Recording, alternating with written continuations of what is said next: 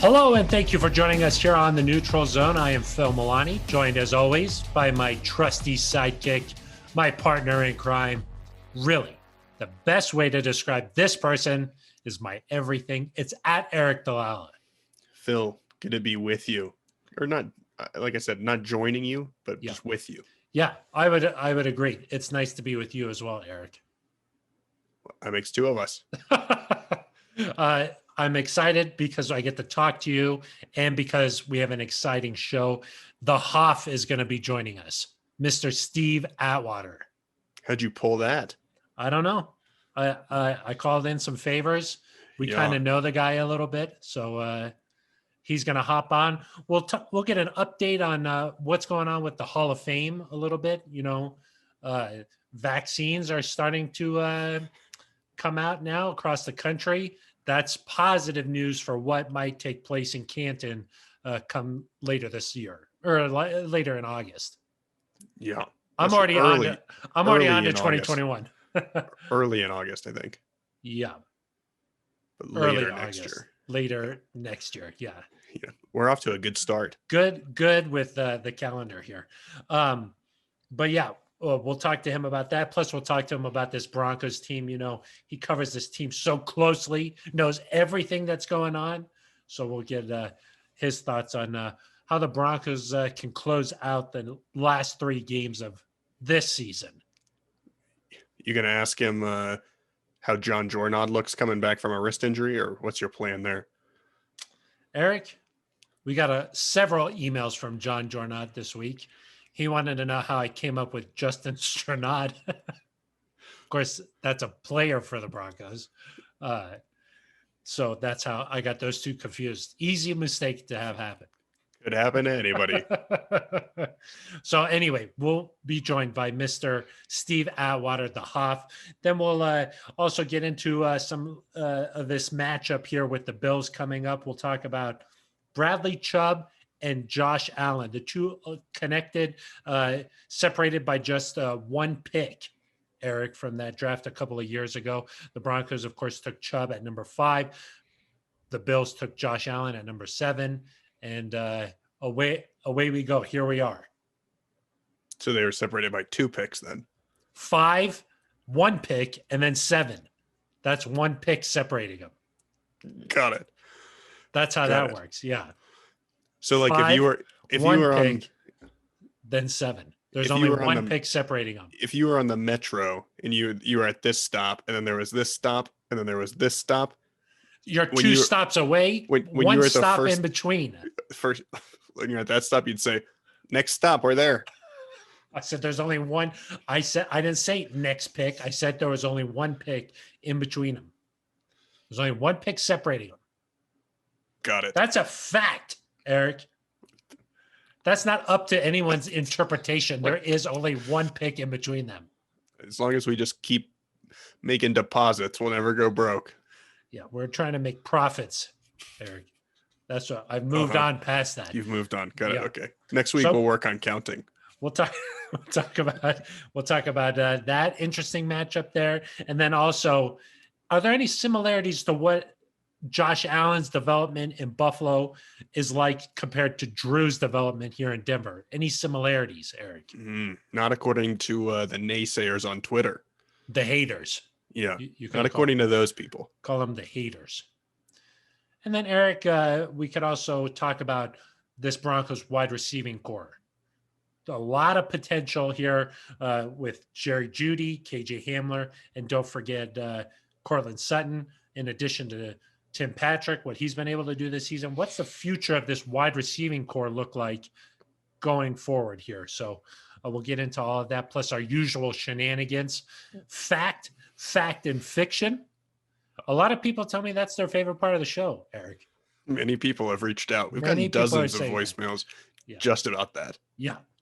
We never play them, though. No. Yeah. It would just be really demoralizing to my self-esteem, to my psyche. Yeah. Yeah. A lot of people say that's their favorite part of the show. We'll also do fill in the blank. Is this one of those 2-hour shows? I think we're going for a record, Eric. I think we might go for. It sounds like it. Yeah, we're going the distance. So how does that sound to you, Eric? I love it. Let's get going. We might as well. Well, I was going to say, if you would like to be a part of the neutral zone, don't Excuse forget this. me. This is an important part here, Sorry. Eric. You can leave a voicemail at 707 neutral. Leave that voicemail and we'll play it right here on the show. We like to do that on Mondays. So after the game on Saturday, leave a voicemail and then we'll play it on the show, wrapping things up there on Monday. Erica, you could also leave an email. Yeah, if you prefer to use your fingers to do the talking, you could write in and leave an email at neutralzoneshow@gmail.com. Yeah. And we'll read your email right here on the show too. You could also leave a comment on the YouTube page. If you're watching this right now, just leave it right down here below. Any good comments recently, Phil?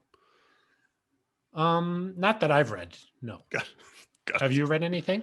No. One person said our show on Monday was a funny one. They said it was hilarious, I think. Yeah. They were like, what happened? And then there was a lot of hate and anger email that I just go through and delete all those. Yeah. Not email, comments. They say not to read the press clippings. I read everything. Well, we yeah. do. Yeah, we read everything. Yeah. So let us know what you think. You can also get in touch with us on Twitter at Eric Dalala with an A, at Phil Milani with a PH. Some non-traditional spellings there, but you could also just hit us up there and we can get the conversation going. You got an idea for what we could talk about here? Let us know. We'll talk about it. Pretty simple. Pretty simple. And with that, Eric, let's dive into our first topic. A couple of years ago, the Broncos, with the 5th overall pick, took Bradley Chubb. A couple of picks later, one pick in between them, a couple of picks later, the Bills took Josh Allen. That's right, Phil. They did. If you were to revisit that draft, do you think things would go a little bit differently this time? I mean, obviously the benefit of knowing what you know now, I think a lot of teams would probably do something different. You know, there's a chance that Josh Allen doesn't even make it to the Broncos at 5 overall because the way he's played, certainly has had a better career than Sam Darnold. I think you'd argue he's playing better than Baker Mayfield as well. So there's a chance Josh Allen goes 1st overall and maybe the Broncos are in a scenario where now you're considering Sam Darnold versus Bradley Chubb. And of course, we've seen the reports about how much John Elway liked Sam Darnold and how much they probably would have considered taking him if he were available at 5. But Phil, I think you can't like skip over steps. You can't just go from, had you picked Josh Allen at 5 overall, that means he'd be the player he is today. The Bills have been rewarded, and I know we'll get to this, but it is a giant part of this conversation. The Bills have been rewarded by being patient with him, by keeping him in the same system, by allowing him time to grow, to fail, and then grow again. Drew Lock talked about that on Wednesday, that he was allowed to have the time to struggle and figure things out and learn from that. And, you know, had he been drafted by Denver in that must have been 2018, right? You'd have to understand that you're going to go through those struggles and you're going to need to give him time.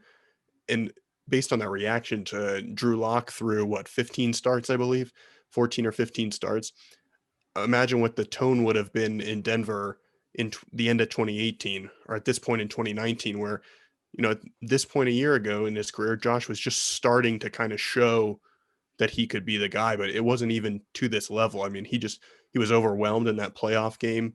They were winning at times in spite of him. When the Broncos went to Buffalo, you know, I didn't fear Josh Allen. That wasn't the guy that I thought would beat the Broncos in that game. It was viewed as a defensive battle. And so to me, you can't separate.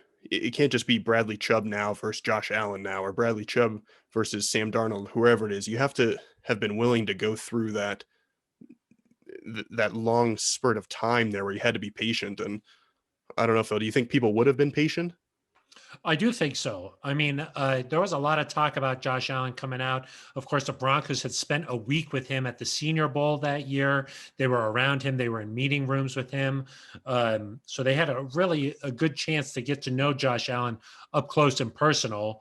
And, you know, he's a bigger quarterback. We know that John Elway likes the bigger, strong-armed quarterbacks. The question mark on him, though, I think was, have we seen enough out of him? Had he faced elite-level competition just playing a couple of years up there in Wyoming? That I think that was the big knock on him coming out of college. And there were a lot of quarterbacks coming out that year. Baker Mayfield, of course, went number one. Saquon Barkley, two. Sam Darnold went number three. And I don't think the Broncos ever thought a guy like Bradley Chubb would fall to them at five. But when the Browns took Denzel Ward at four, all of a sudden, this guy, Bradley Chubb, who some people thought could go even as high as number two that year. I remember him going through his pro day, and Bill Belichick was there, and everybody was talking about how great Bradley Chubb was going to be. I think that when he fell to five, the Broncos were like, we got to take this guy. I mean, this is a fortuitous drop to us. And I remember them saying that year that they didn't think that Bradley Chubb was going to be available. And the idea of pairing Chubb with Von Miller, you thought this Broncos pass rush was going to be dynamic.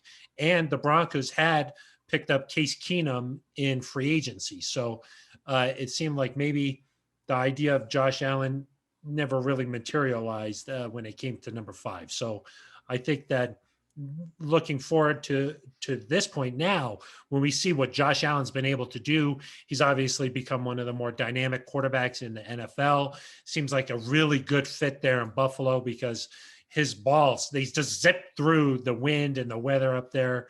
It feels like he was a good fit for that market.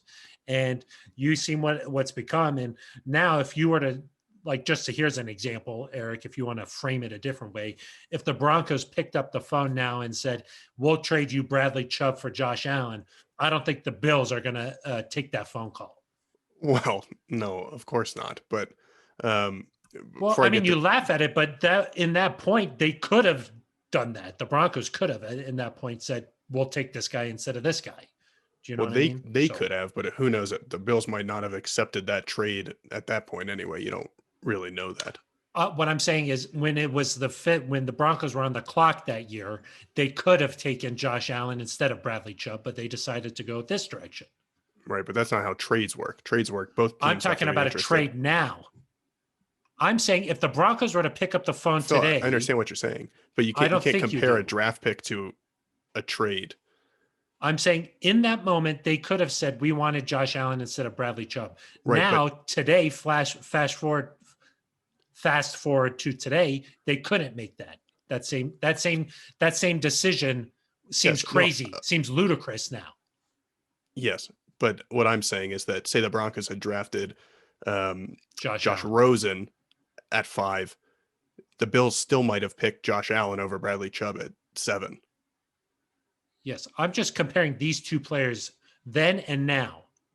The Broncos could have had Josh Allen then. They chose to go with Bradley Chubb. But if you look at the same situation today, they don't have that opportunity. I understand what you're saying. But in that situation, the Broncos then would pick Bradley Chubb. Today, they might pick Josh Allen, whereas the Bills back then might have picked Josh Allen and would still pick Josh Allen. It has only changed for one team. Yeah, I'm just saying that if you knew what was going to happen with both of these guys' career, if you could have looked into a crystal ball, do you think the Broncos would have done something different?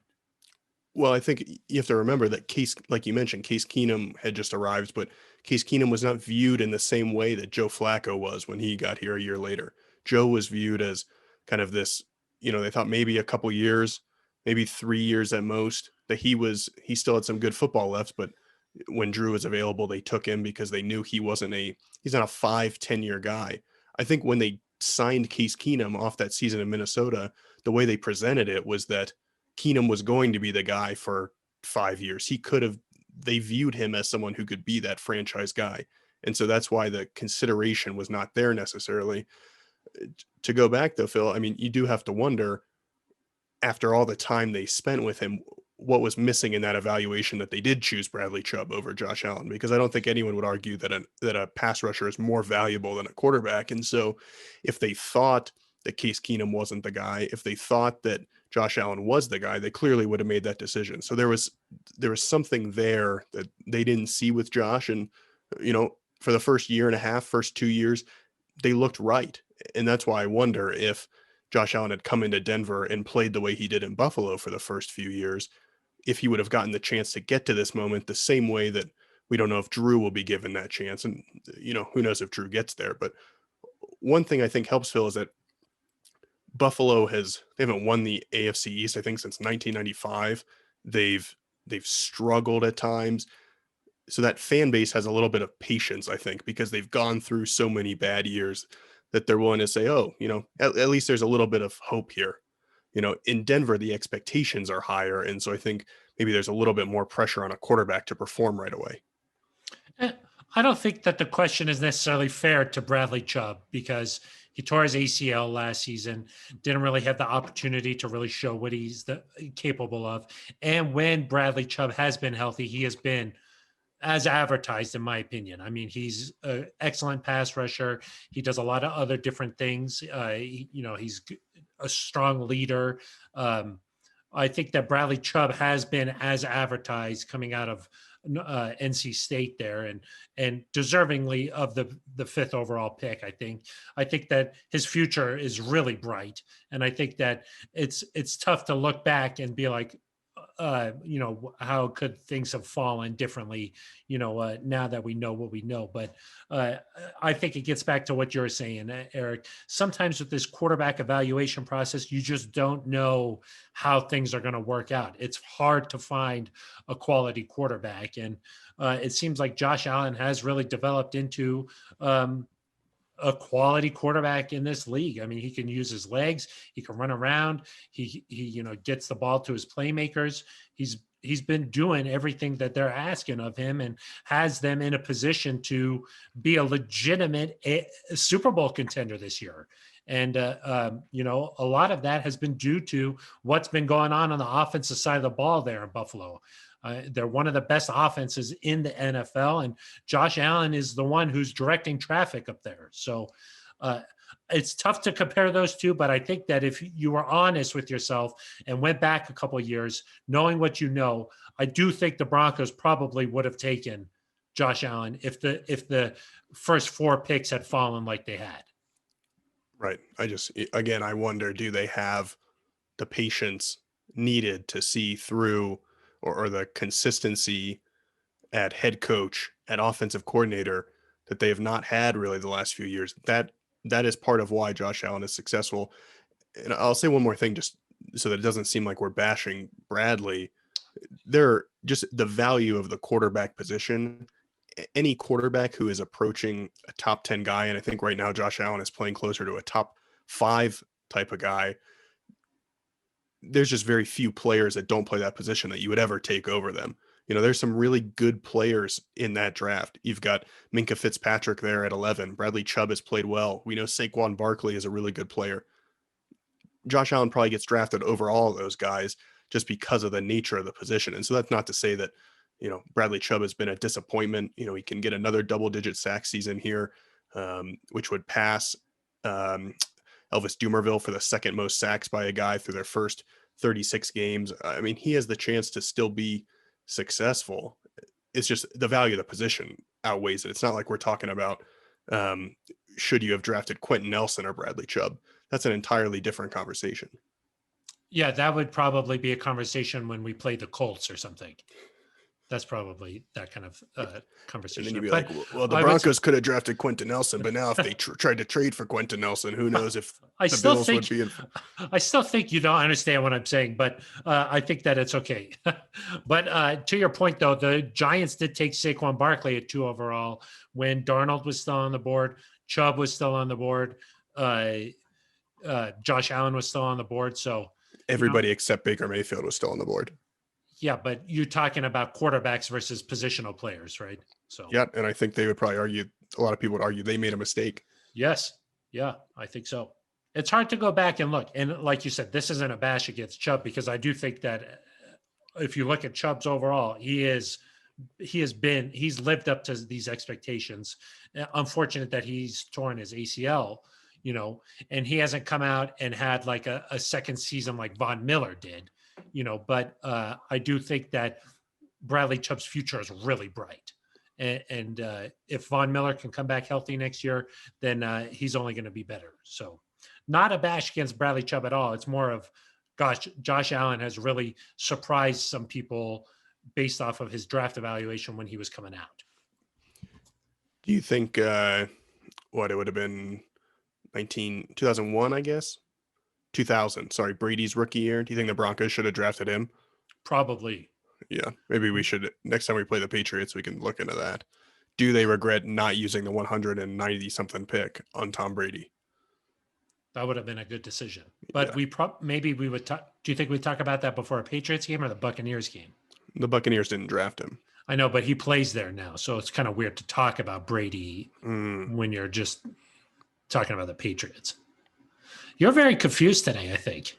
Yeah, I'm super confused. Yeah, maybe you need some coffee or something. Maybe you need to wake up a little bit. Hopefully you wake up here in our next segment, Eric, and that's when we talk about, like you've mentioned maybe 7 times now, how patient the Bills fans have been with Josh Allen. Do you see some similarity in Allen's development to how Drew Lock has progressed here over his first season? And I don't know, how many games has he played now, Drew Lock? I thought you were supposed to be the specific guy. 5 games last year, and 9 games this year? 8 games this year? I think more than 8. More than 8. Yeah. Because I don't count the Steelers game. Okay. He's played 14 full games and he's started 15 games. There you go.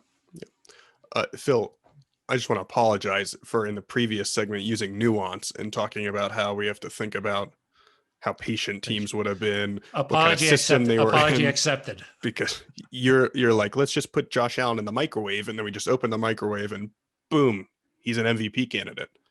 That's perfect. I wouldn't say he's an MVP candidate. He hasn't been like Aaron Rodgers, Patrick Mahomes good, but he's been very good. If you listed 5 guys as MVP candidates, I think Josh Allen would be on plenty of lists. I don't list 5 guys.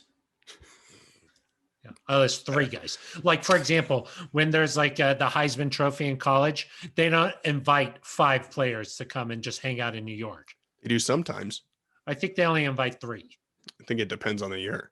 Oh, well, in this year, I would only invite 3 people to an MVP award ceremony. This year, I bet they're inviting nobody, Phil. So, dang it. Something to consider. Yeah, I mean, there are similarities in terms of how Josh Allen started his career and how Drew Lock has started his career. The Bills got a few wins Josh Allen's rookie year. I think the difference is he started playing right away, of course. So he got that experience earlier. But if you look through his stat sheet, there's a lot of, 40% completion rates, 50% completion rates, low passer ratings, not a lot of games where his touchdown totals outweighed his interception totals. And then you get to last year, completion percentage in the high 50s, but still below 60%. Touchdown numbers a little bit better, 20 to 9 interceptions. And then this year, of course, he's broken out. And if you look at where Drew is, he's close to somewhere about where Josh Allen was maybe the beginning of his second season or toward the end of his first season. And that's where Josh kind of took that first step where he went from not playing well to being competent enough for the Bills to win. And then toward the end of last year and going into this year, he took another step where he's become arguably a top 10 quarterback. And as we heard him talk about, he talked to the Buffalo media and Denver media on Wednesday, said it just took some time. It took some patience. Being in the same system helped. We're finally seeing Drew Lock. He's in his 10th game with Pat Shurmur, going into his 11th. We've seen the benefit that has. Who knows if Drew Lock gets to that level, but I do think it's clear that he is progressing and that he is a better player than he was when he made his first start. And we talked on Monday, Phil, about what it took for him to rebound from that game against Las Vegas, but he's done that. And I think he said something clicked this week where he understood he had to take some of these short passes. He doesn't always have to go deep. That's encouraging. And I do think you could look up in another year and say, hey, he really made some great strides, but it's not going to happen overnight. There's not the Drew Lock you see 3 games from now is probably not going to be the finished product that you get. And that's good for Denver. They just have to be willing to wait. And it does sound like they are willing to wait. And one of the other things the Bills have done has been surrounding Josh Allen with a lot of talent. I mean, they went out and made the big trade for Diggs this offseason. We've seen how that's paid off for them. They've got a lot of good weapons around him, and that certainly helped him, get to the point where he is now. 28 touchdowns, 9 interceptions. Like you mentioned, the completion percentage has really gone up. His quarterback rating this year, 103.3. And I do see some of those similarities. I mean, an athletic, big armed quarterback coming out of school. There's that similarity right off the bat there. And then I agree with you that consistency is going to be really important for Drew moving forward. And as it has been with Josh. I mean, Josh has had the same offensive coordinator there in Buffalo all 3 years, same head coach. And Drew can now get maybe some momentum rolling here with Pat Shurmur. It did feel like maybe something had actually clicked last week.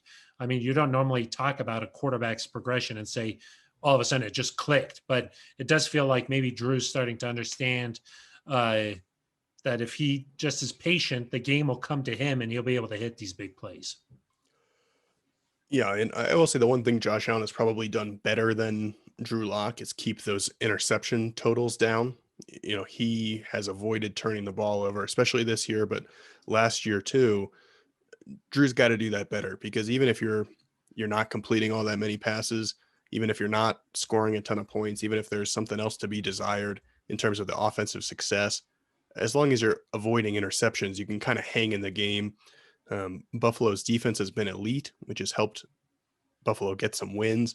Vic Fangio talked about that Wednesday, about the kind of the success that they've had on that side of the ball.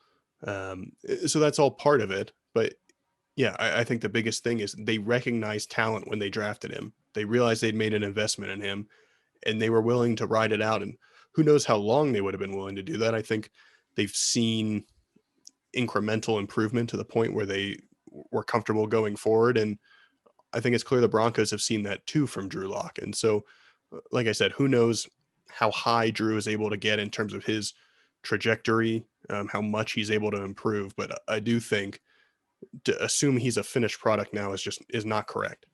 Yeah, and I don't think Josh Allen is even necessarily a finished Sure. product either. I mean, he's still got a lot of room to grow and get better. And you know, uh, the one thing that he does is he takes a lot of sacks. 24 sacks this season, 38 last year. Drew doesn't really take that many sacks. He gets out of the pocket, gets rid of the ball a little bit more. So, Josh, I think, might be a little bit of a stronger quarterback, tougher to bring down, more of like a Big Ben type there. But I think there's still two young quarterbacks that if they continue to progress and progress, they're both staying in the AFC, they're going to face off each other, I would imagine, in some big games for the rest of their career. So, of course, Drew did not play in that game last year when the Broncos went to Buffalo. So this is going to be their first meeting.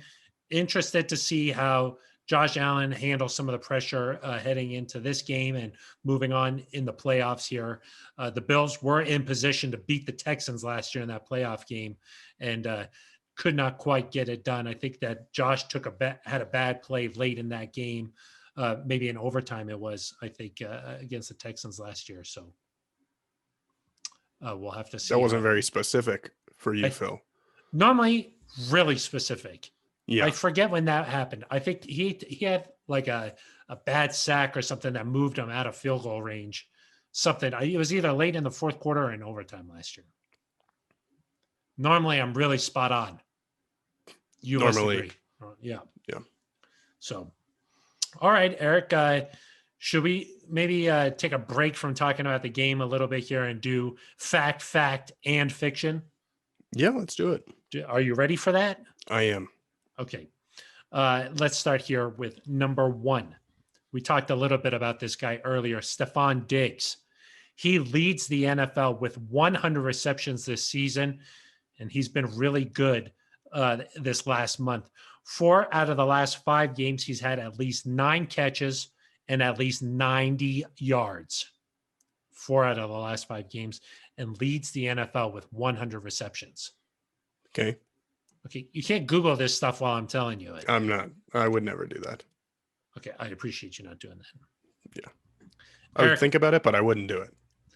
like I was just talking about, it's possible the Broncos and Bills might have some great battles moving forward if Josh Allen and Drew Lock continue to progress and become better and better and better. But these two teams have had a lot of great battles over the years. We think back to Jim Kelly and John Elway.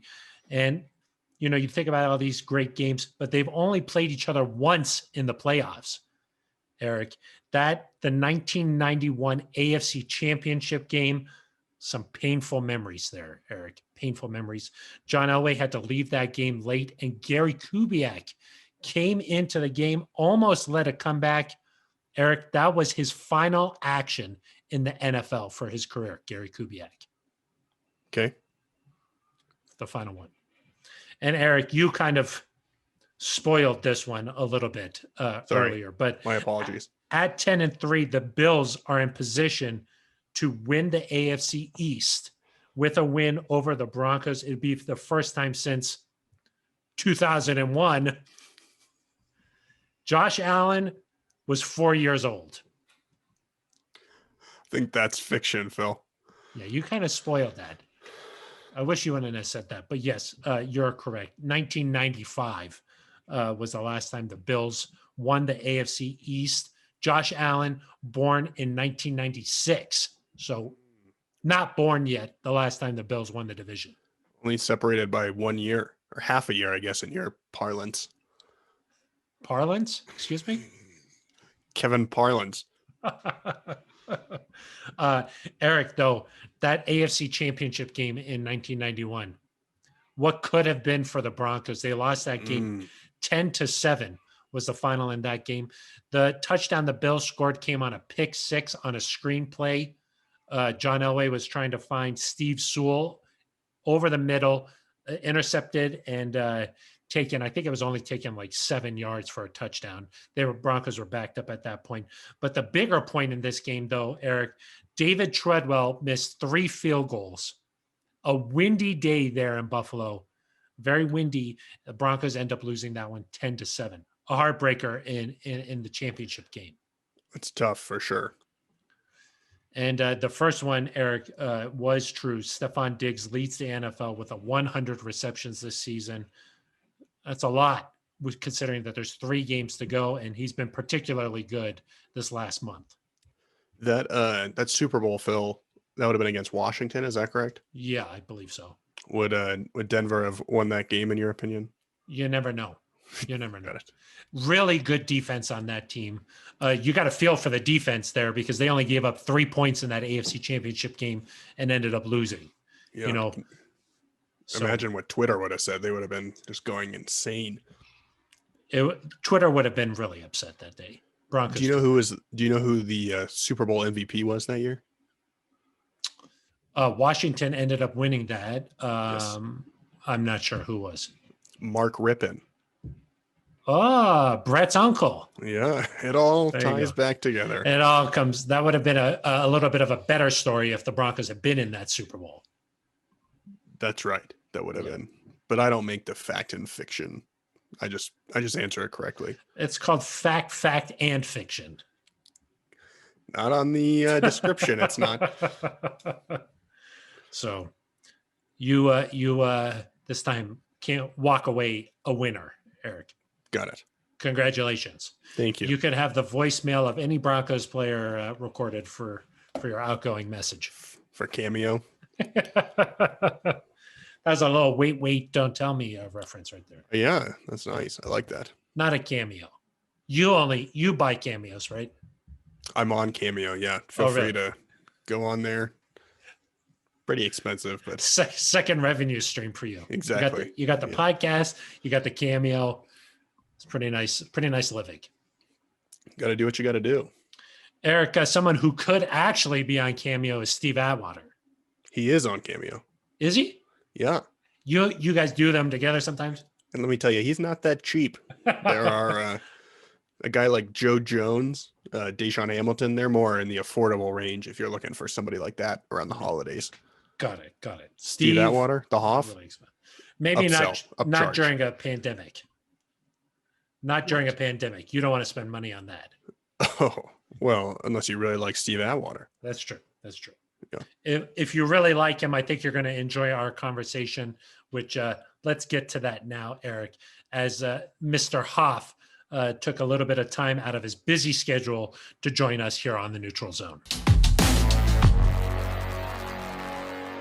Let's now welcome Mr. Steve Atwater, the Hoff, drinking from his Nickelodeon mug,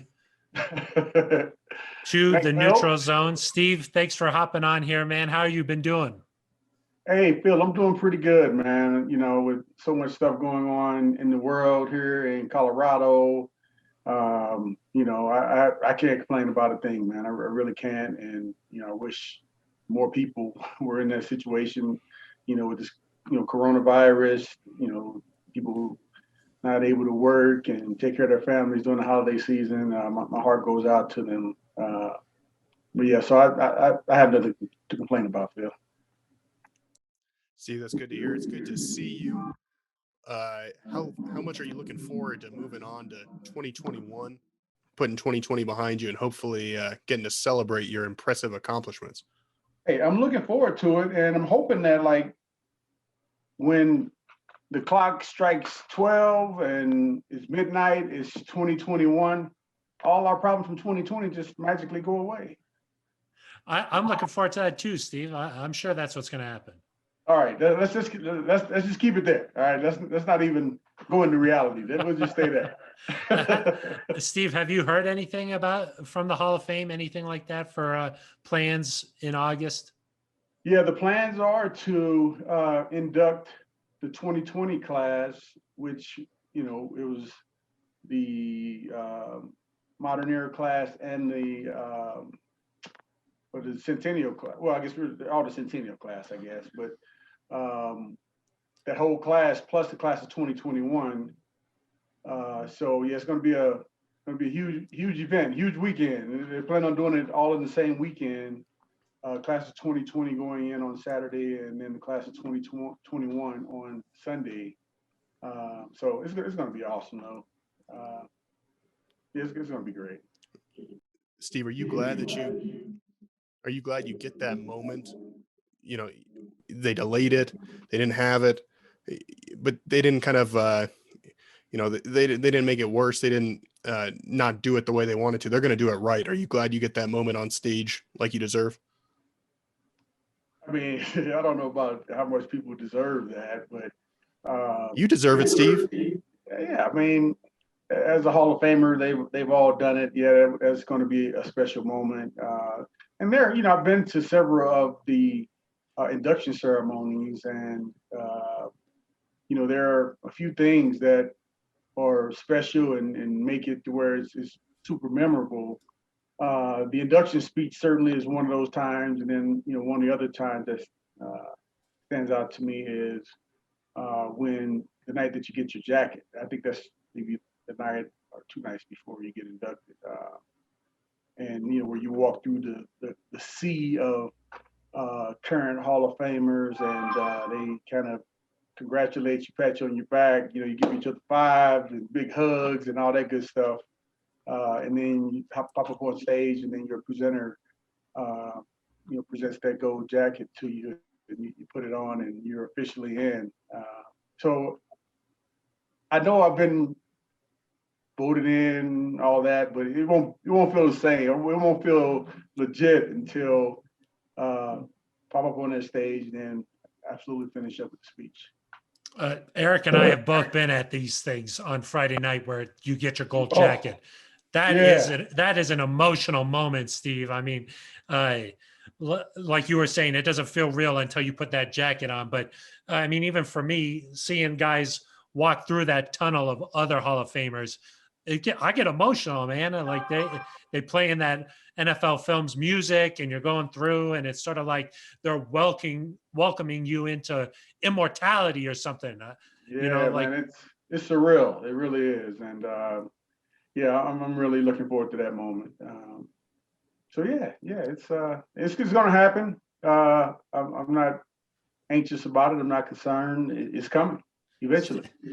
Steve, since you were elected, how has your life changed? I mean, when you go out to King Supers, are people like, Steve, oh my gosh? No. First off, I don't really go into the grocery stores. Fortunately, my wife, she loves doing all the shopping, and so she tells me I don't have to go. So I don't have to do that much. You know, yeah. So no, I haven't How's had your that. life I haven't changed, had though? that experience. Well, I mean, to be honest, it hasn't changed a whole lot in terms of how people treat me, and I wouldn't expect it to. I have a lot of great friends and family, and the thing I miss most is just not getting a chance to see all those people. You guys, man, I got to pop on a Zoom video. Well, Phil and I, we saw each other outside of when we were getting tested. We crossed the path, had to get an elbow. I'll see the light at the games up in the press box. Yeah, getting the hot cocoa going. Exactly. Yeah, there we go.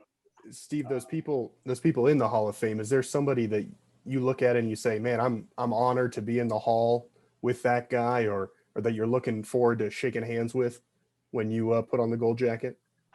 You know what, man? Specifically the safeties, man. Ronnie Lott, Ed Reed, Kenny Easley, Troy Polamalu, so many great safeties. There are a zillion others that I'm not mentioning. All the corners, Rod Woodson, Charles Woodson, he'll probably be going in this year too. I'm honored, really. The defensive backs, those are the guys that I got a chance to spend the most time with. Back when he was alive, Junior Seau, he was a good friend of mine. We became friends from playing in the Pro Bowl and playing against each other. I'm honored to be in with him, though he's no longer with us. He's a part of my memories, and there are a lot of guys. There really are, especially a lot of guys who played back in the day, and going in with Donnie Shell with the Steelers. And I don't know if you guys know, when I was coming up, I was a Steelers fan. But I think because they were winning Super Bowls. Because I lived in St. Louis, why would I be a Steelers fan? But they were winning, and seeing Franco Harris and Lynn Swan and those guys, it really was impressive for me. But hey, since 1989, I bleed orange. I was going to say, Steve, I didn't hear that. I'm going to edit that part out of the podcast. All right, that's You all grew good. up a Broncos fan. I'm glad that you grew up a Broncos fan. It only made sense.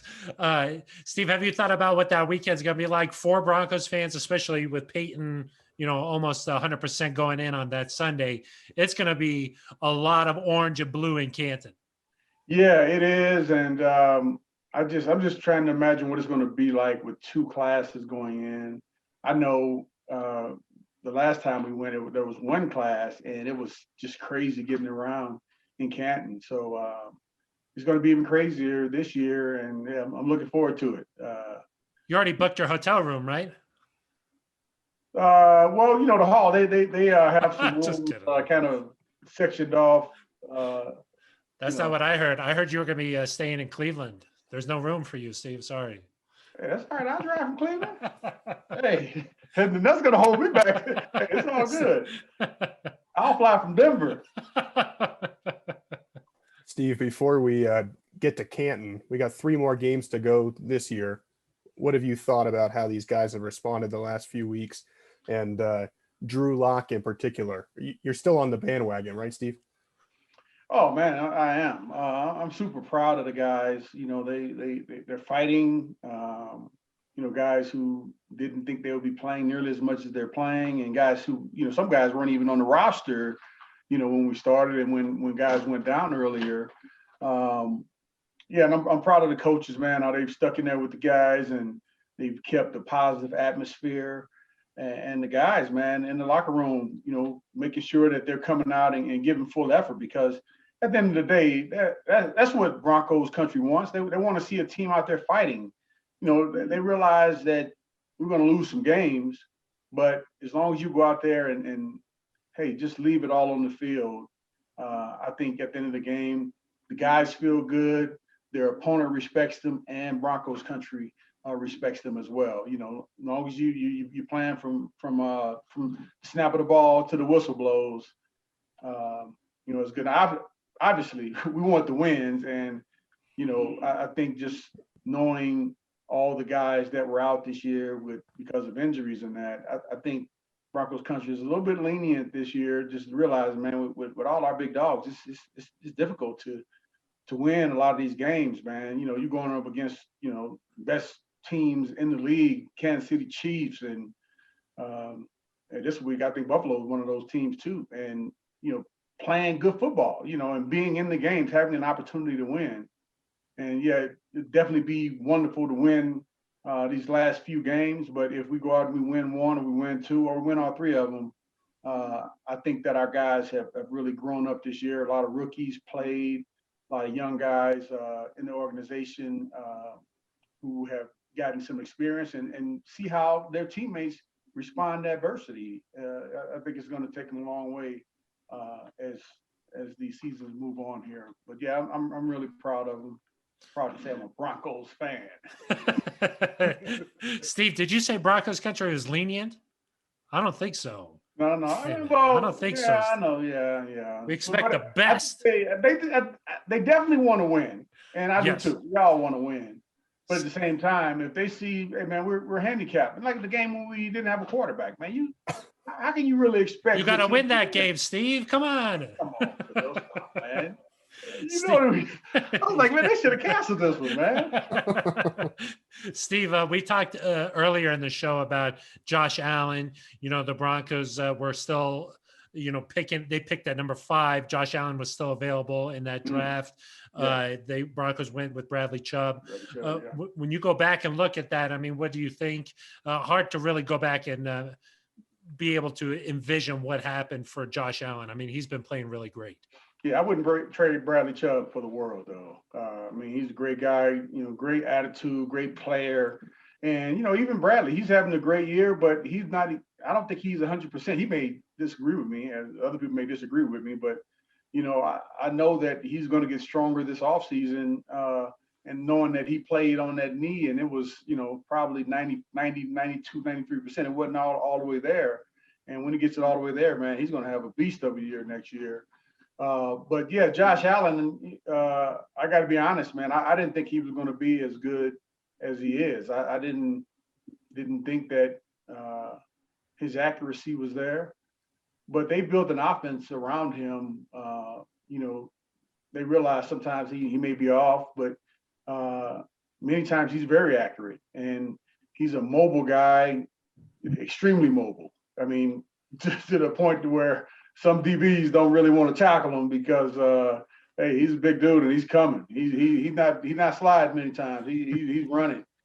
So yeah, I always love to see guys come in and kind of exceed expectations. But I mean, I guess the Buffalo Bills, they do more than me because they drafted him, and it's working out really well for them. So my hat's off to them, and off to him. He's worked his tail off. He's a leader there in Buffalo, and he's doing a heck of a job. Steve, one of the guys that'll try to stop him, of course, is Justin Simmons back there in the secondary. A thing or two about safety play, Steve. What's impressed you about what he's done this year, and what does he mean back there to that defense? How important is he to what this group has been able to do, particularly in the red zone, Steve? They're number 1 in the league, despite Phil's about to suit up at cornerback, it seems like. No, man, it's crazy how the guys have been able to just whoever goes out, they've been able to just absorb someone else in there, get them up to speed and lead them and have everybody be able to contribute. But yeah, Justin, he's just an amazing player. And the one thing that I think the knock that was on Justin is that he may not be as physical as just say Kareem Jackson is. But I mean, they complement each other really well. And I believe he's been more physical this year than in years past. He's been involved in the run game. He's not hesitating to get up in the run. And in addition to that, he's a smart guy. He's a guy who knows where to be, knows how to get other guys lined up. And he's inspirational, man. Listening to him talk and, watching him play, coming up with big plays in clutch situations. Yeah, that's what playmakers do, and he's a playmaker, heck of a player, and I hope that he can be here for the rest of his career. He's a definitely a one in a million player and person. Well, Steve, just one more question for you here, and we'll let you get out of here because we don't have that much money in the budget to keep you around for too much longer. Oh, did you have anything in the budget for me? The meter's been going, Steve, and I've been looking at it. So, hey, I didn't even know you had anything in the budget. The postal service has been backed up here. It's the holiday season, so it might take some time to get to you. Okay, all right, that's cool. I'll take that. All right, I have to take it up with the post office. I just wanted to ask you, though, I know you're very close with Ed Donatel, the Broncos defensive coordinator. Glad to see him back out there doing well, feeling healthy. How's he been doing? Have you had a chance to chat with him at all during this time where he's been recovering from COVID? Yeah, well, I talked to him a couple of times when, when he was recovering and he hadn't made it back to the facility yet. And I called him like, hey, what's going on, man? We expected you back last week.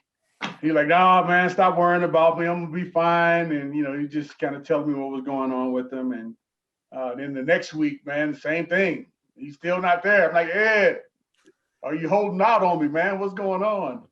Like, no, we're going to be there. So I'm really happy that, he's back and, feeling well and doing well. I know the players are really happy to see him, the coaches as well. You never want to see someone as vital to your defense.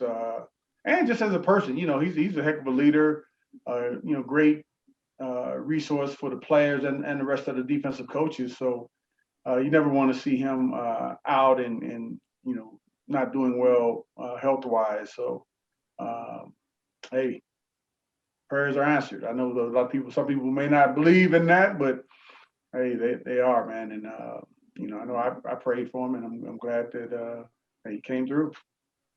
Yeah, we all are. Eric, did you have anything else for the Hall of Famer? No, I can respect the Hoff's time here. Come on, man. Hey, you in the country club over there. You got plenty of money. You hook me up, Delilah. Delilah just got off the course. He's spent all his money. He lost it on the course.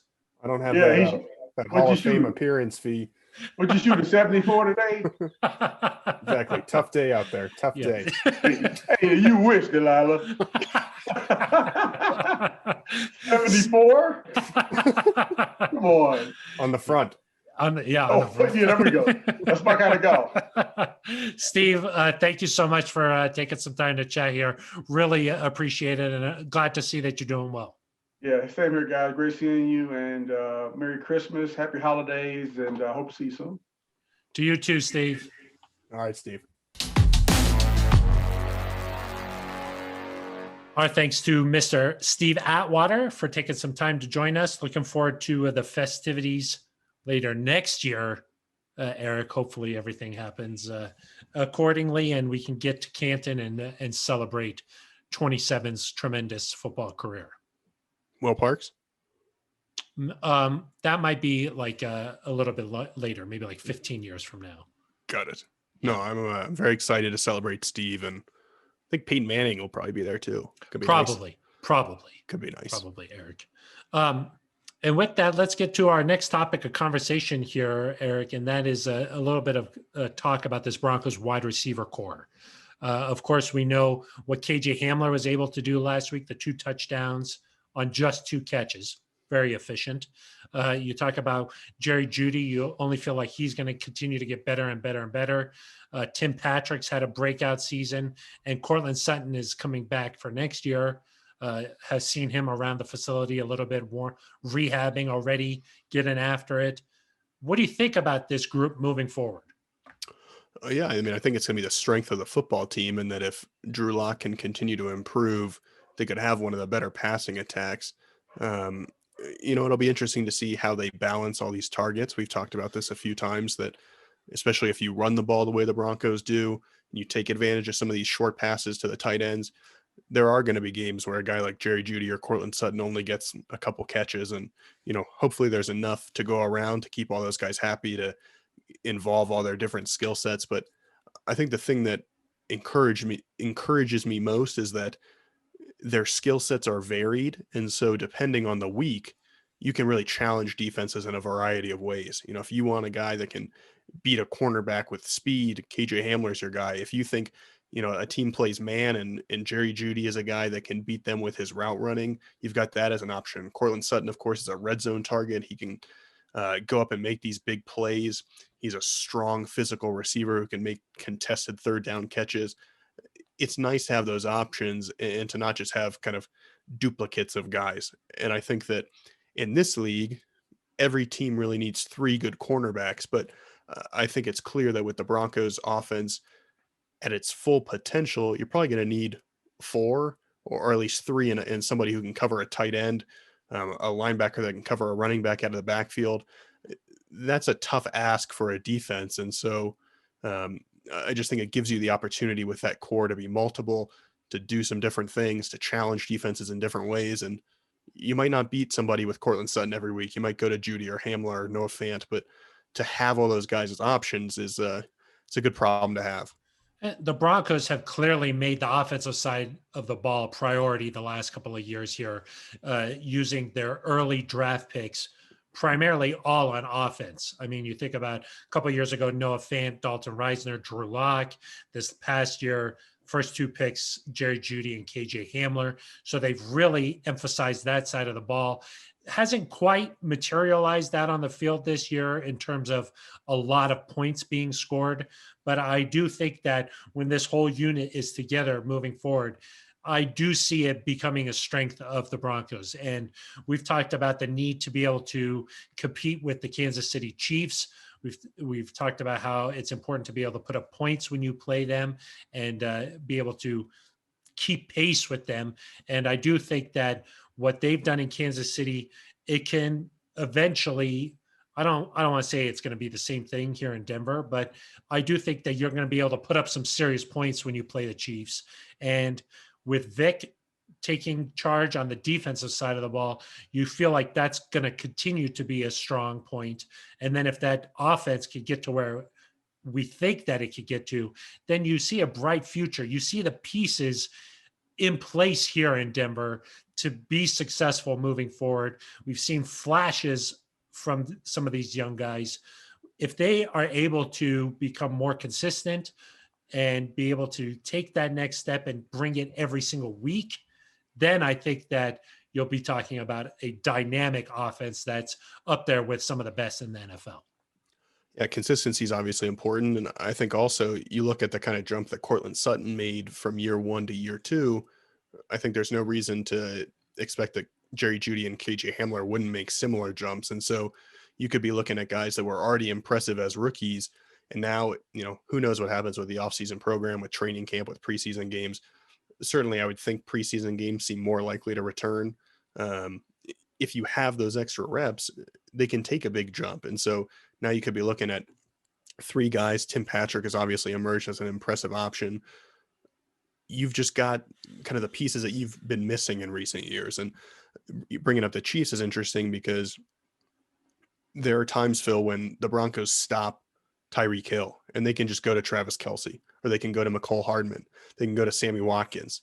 There are times when you stop Travis Kelce and Tyreek Hill has a big game and beats you. They just have so many different options that it's hard to slow everybody down. The Broncos, you would hope, could become that same type of threat. Um, you know, I always kind of take stock when an opposing player says something. And Stephon Diggs, who you mentioned earlier, Phil, he said on Wednesday that he'd really been watching Jerry Jeudy and KJ Hamler closely and said they could be a damn good duo. He said it, not me. A DGD? Exactly. And that they could be a triple-headed monster with Cortland Sutton. I mean, that's high praise from a guy who leads the league in receptions, who knows a little bit of about making big catches. So I would be really encouraged. And you look, like I said, you look around the roster, that could be the deepest position group. I mean, even a guy like Tyree Cleveland is talented. I think it's clear that we've seen that in training camp a couple times during the year. He can't even get on the field because these guys are so impressive. So let's hope that they finish strong. And certainly if Drew is able to continue to play the way he did, they're going to get more and more opportunities to show what they can do. And you get these guys in space fill, they're going to be a test, a challenge for defenses to get down. Yeah. The one thing I will say is I don't know if it's fair to necessarily compare Cortland Sutton's jump that he was able to make to become a Pro Bowler in his second season. I mean, that is pretty unusual for a guy to be able to just really improve the way that Cortland Sutton did last season. Not necessarily fair to put that expectation maybe on Judy or Hamler, but I think you hope that they could do that. They've certainly had better rookie years than Sutton has had. But I think you look at a guy like Hamler, he brought this up himself. He said, man, after dropping that third down pass against the Chiefs, he really felt like that was on him. He took a lot of responsibility on that. And it was really encouraging to see him bounce back against the Panthers last week and have that huge game. Now, if you could see him continue to build upon this, I think these last 3 games, a lot of eyes are going to be on those wide receivers and Drew Lock, obviously, but on these wide receivers to see, okay, can they continue this momentum? And if they can, heading into the offseason, it's going to be an exciting offseason for those guys. Yeah, I mean, I think with Judy, he's on pace to finish with about 800 yards. Next year, you'd like to think maybe he can make a jump to a 1,000-yard season. That would certainly get him in Pro Bowl contention. I think that's what you expect sooner rather than later from the 15th overall pick.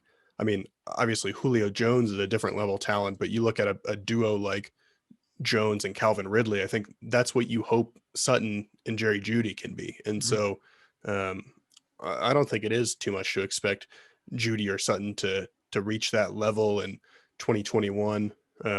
Obviously it's difficult for 2 guys from the same team to make the Pro Bowl at one position. It does happen, but it's rare. But those guys should feed off each other. Should be easier for Jeudy to get open with Sutton back on the field next year. So yeah, I mean, I think that's reasonable for Jeudy to expect to push 1,000 yards and challenge for a Pro Bowl. I mean, that's what you want from a guy of that caliber.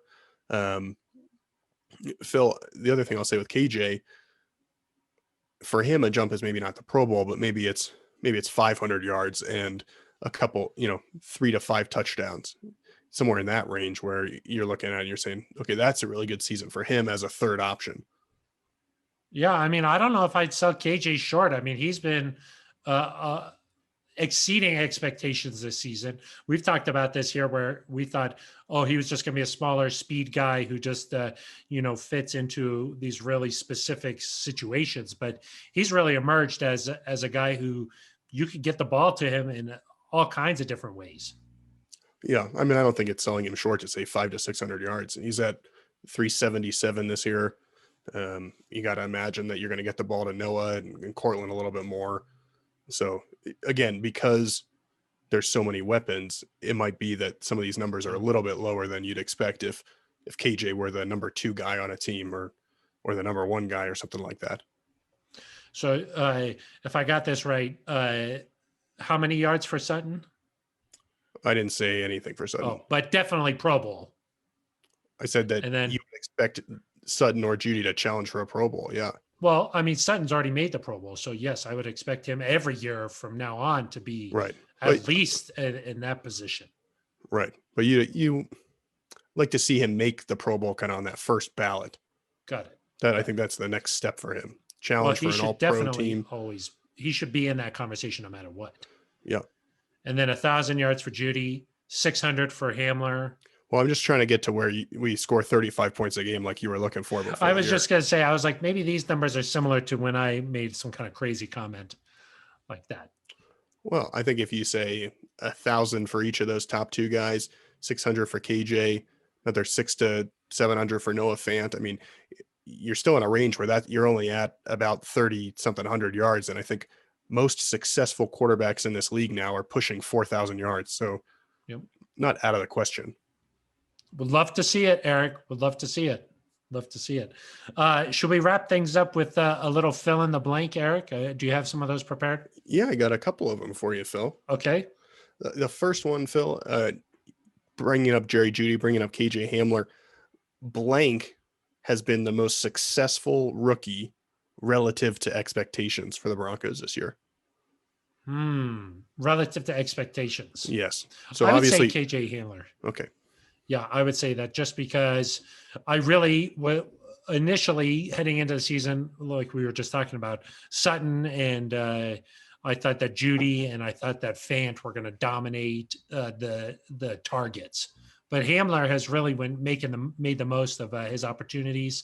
A couple of drops here and there, but for the most part, I've been really impressed with him, especially considering he was injured early, and he's seems like he's got a great grasp of the offense, and he's open a lot.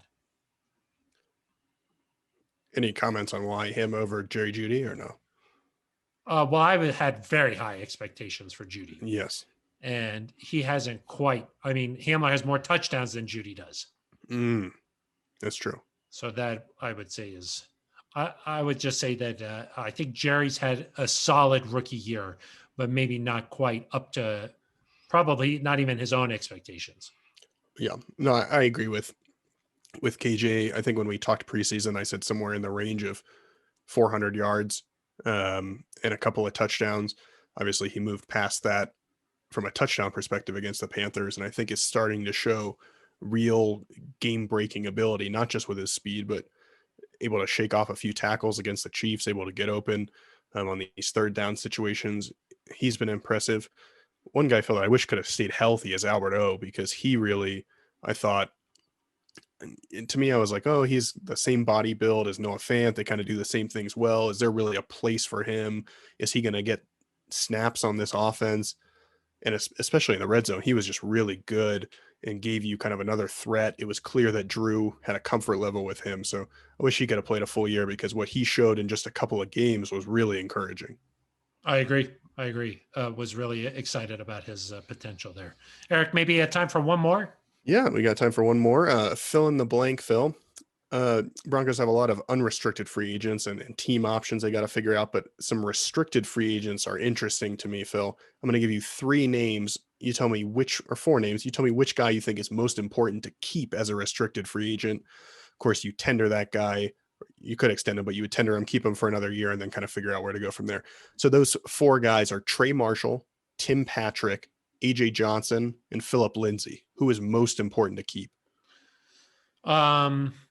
Relative to what else is going on at his position, I would say Alexander Johnson, who Vic has been very high on this year.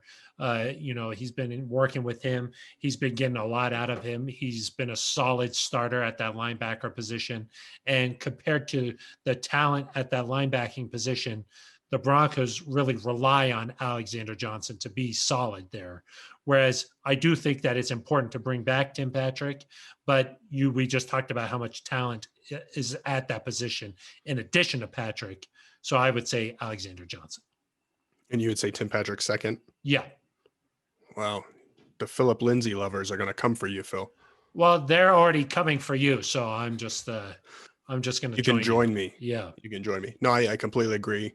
Alexander Johnson, what he's showed, and like you said, the depth at that position, he's the more important guy there. That's no disrespect to Tim. It's just how the position group shakes up. And, depending on what the Broncos decide with Kareem Jackson, he's still under contract, but Trey Marshall could be a guy that maybe they want to see him start. He's obviously a great depth player and special teams guy. So I would actually put Philip Lindsay last among those 4 players. Just now they're really coming for you. Just forget about it. Get me. Yeah. So. Eric, thank you for those fill in the blanks here. I think we have time for a quick shout out and we'll wrap up the show. You got a shout out? Yeah, of course. Shout out Liz Manis. I think it's important. Community department, Justin Simmons, not only the Walter Payton Man of the Year, he's the Darren Williams Good Guy Award winner. He just donated a bunch of money to some families in need. Just continues to show up in the community, Phil. Yeah, that's what I was going to say. Yeah, really a great job by Justin Simmons working with the media. Has won that award now 3 times. First Broncos player to ever win that award 3 times. So shout out to Justin Simmons. And of course, shout out Liz Manis, doing some important work in the community during the holiday season. So that is going to do it for this episode of the Neutral Zone. Our thanks to Mr. Steve Atwater, the Hoff, for joining us. We talked a little bit about Bradley Chubb, Josh Allen, that 2018 draft class. And then also if there's some similarities to Allen and Drew Lock. So we broke that down a little bit. And then we got into a nice discussion there about the Broncos wide receiver core moving forward. We will be back on Monday after the Broncos face the Bills on Saturday. Until then, for Eric Dalala, I am Phil Milani. You've been listening to The Neutral Zone. This is Bronco Batman, and you're listening to The Neutral Zone.